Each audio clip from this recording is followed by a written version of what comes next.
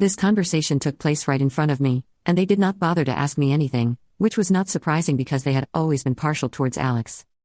She thought about it for a few minutes and said that she wanted them to take her and a couple of her friends to Hawaii as a gift. My parents agreed instantly, and Alex went to her room to celebrate and tell her friends. While she was in her room, I asked my parents if I was going to go with them or not because I was honestly not sure.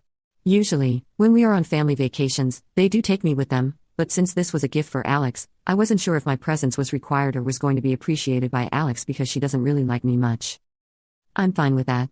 I'm not really a fan of her either because, even though we are twins, she's very different from me.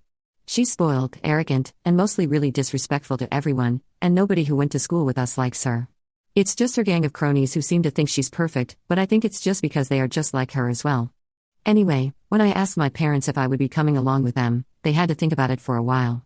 I instantly knew that the answer would be no because if they had to think about it, it couldn't be because they're willing to take me with them. They had probably already decided against it and were just thinking of a way to tell me. After a few seconds, my mother spoke to me and said that since this was a gift for Alex, it would be unfair to take me with them because then it would just become a family vacation. I pointed out the obvious, that my parents were going along with her, but they said that they were only going with her because Alex wanted it, and they were pretty sure that she wouldn't want me. Even they were aware of the fact that we didn't really get along. After that was made clear to me, there was nothing more to say, so I went back to my room. I just felt bad for myself because, even though I have not achieved anything great academically, I think a football scholarship was worth a celebration as well. But my parents did not seem to care about me or my achievements, and on top of that, they were willing to leave me home alone for the entire week while they were gone and Alex would get to celebrate with her friends in Hawaii. I was miserable for one full day until I realized that my family being gone for 1 week would mean that I would have the house to myself and could do whatever I wanted. So that made me feel a little less upset, and I decided I was going to make the best of the situation. While they were preparing for the trip, it felt like everyone had completely forgotten about me, and that was not a feeling that I was exactly used to, but it really stung.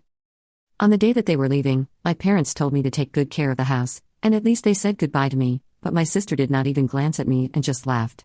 None of this was surprising behavior coming from her, so you guys can imagine how bad my relationship with her is. For the first couple of days, I just invited my friends over, and we played video games, had a bunch of junk food, and just did whatever we felt like right from the morning until the evening when they had to go home.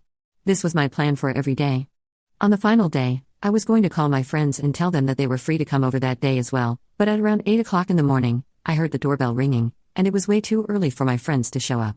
I hadn't woken up properly yet either because I had been sleeping in late ever since I graduated from high school. So when I went downstairs and looked outside the window to see who it was, I was kind of shocked to see my mother standing there.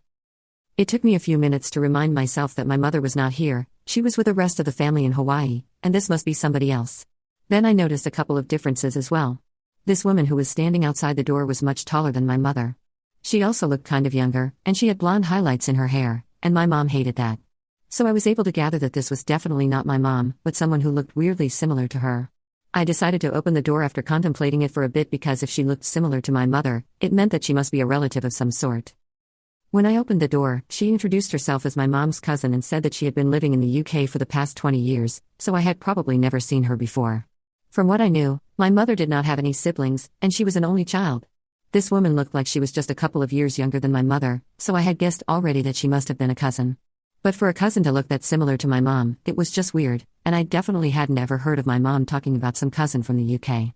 But then again, I don't really speak to my mother that often anyway. I invited her in, but I made sure to tell her that my parents were not home because I was certain that she had come to see them and not me. To my surprise, she told me that that was fine because she hadn't come to see them. She had actually come to see me and my sister. That was another shock for me because I couldn't imagine what she wanted to do with me and my sister.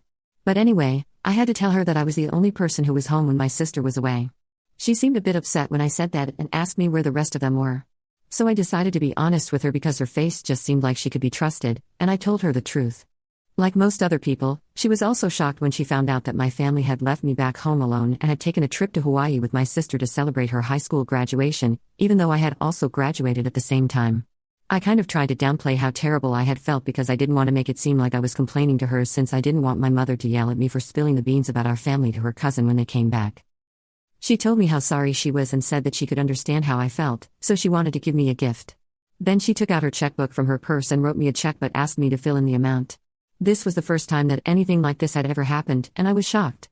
So I told her that I couldn't let her do that because I just couldn't accept money from her. We went back and forth on that for a couple of minutes, and then she just said that she was going to fill in the amount that she wanted to give me and wrote me a check for $50,000. I insisted that I couldn't accept that from her because it was a huge amount, something that I couldn't even imagine, but she told me that she just wasn't going to hear it and I had to accept it.